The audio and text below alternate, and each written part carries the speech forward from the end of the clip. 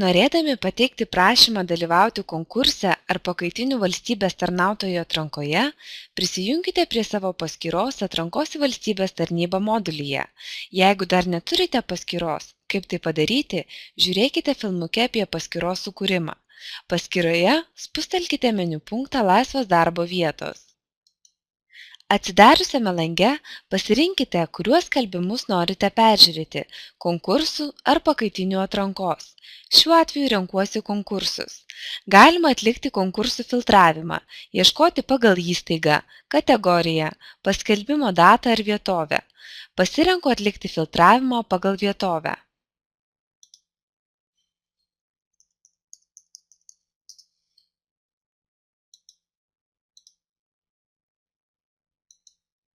Atlikusi filtravimą, pasirenku peržiūrėti ir pateikti prašymą.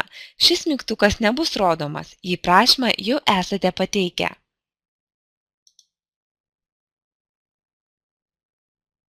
Atsidariusiame lange matysite savo informaciją ir kontaktinius duomenis, prašymo pateikimo datą bei konkurso skelbimo informaciją.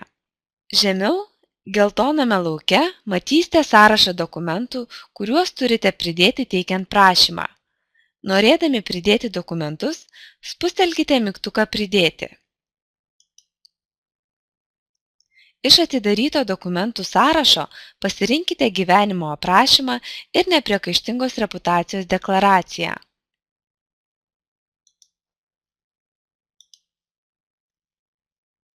Prašymo lange taip pat matysite informaciją apie tai, kokius gebėjimus turite pasitikrinti norint dalyvauti konkurse ar pakaitinio valstybės tarnautojo atrankoje. Visada bus nurodytas bendrųjų gebėjimų testas ir tais atvejais, kai pretenduojate į vadovaujančias pareigas, vadovavimo gebėjimų vertinimas. Jeigu prie nurodytų gebėjimų tikrinimo matote būseną išlaikytą, nieko papildomai tikrintis nebereikia. Peržiūrėję prašymo duomenis, pažymėkite varnele, kad jūsų pateikta informacija yra teisinga ir spustelkite mygtuką Teikti prašymą.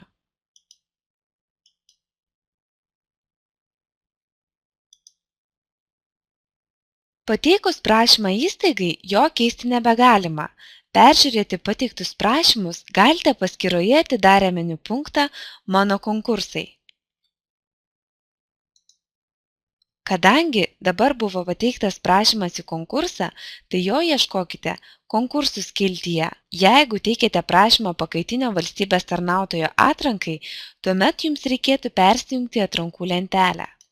Įstaigos, kuriai teikėte prašymą personalo darbuotojai, atsakys per 5 darbo dienas, ar atitinkate pareigybės aprašyme nurodytus specialiuosius reikalavimus. Atsakymas atsiunčiamas naudotojo paskyroje, nurodytu elektroniniu paštu arba SMS žinute, jei esate užsisakę šią paslaugą, bei rodomas meniu punkte Mano žinutės. Pateikę prašymą, jūs visada gausite iš įstaigos atsakymą. Jeigu netitinkate pareigybės aprašyme nurodytų reikalavimų, įstaiga atmes jūsų prašymą, nurodydama, kokių reikalavimų jūs netitinkate. Įstaiga taip pat gali jūsų paprašyti patikslinti dokumentus, kad galėtų tiksliau vertinti jūsų tinkamumą pretenduoti į konkrečias pareigas.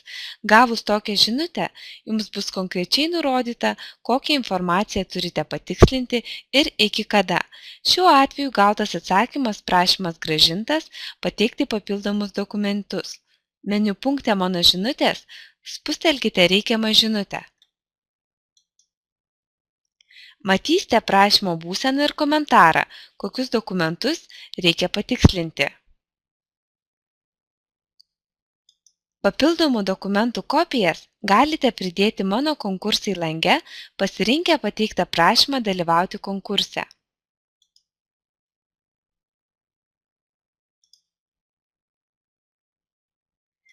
Tikslinant dokumentus, reikia vienu kartu pridėti visus patikslintus dokumentus. Paspaudę mygtuką Pridėti, pasirinkite patikslintus dokumentus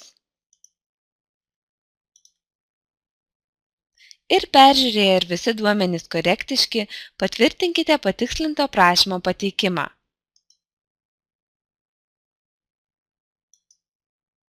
Kol bus tikrinamas prašymas, jo koreguoti nebegalėsite. Patikslintas prašymas vėl bus vertinamas iki 5 darbo dienų ir įstaiga atsakys jums apie atitikimą pareigybės aprašyme nurodytiems specialiesiems reikalavimams.